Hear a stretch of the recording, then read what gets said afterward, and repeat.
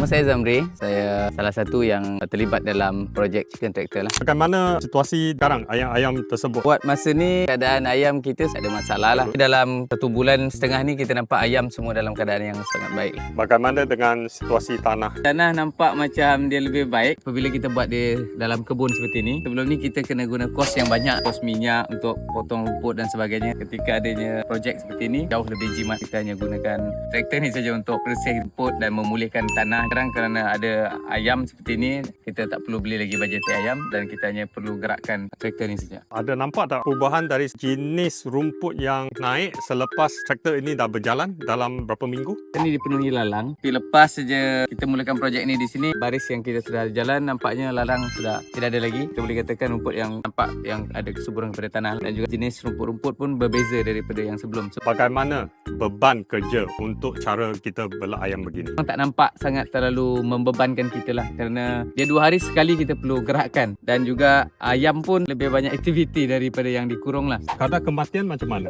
Awal kita ambil ayam ni, anak dia 100 ekor, kematian hanya 1 ekor je dalam 100. Artinya dalam proses yang belajar tu kita masih lagi lah dalam keadaan tidak juga gagal. Saya rasa kita monitor lagi dalam 6 bulan ke 8 bulan, tengok situasi tanah dan tengok ayam itu punya kesihatan.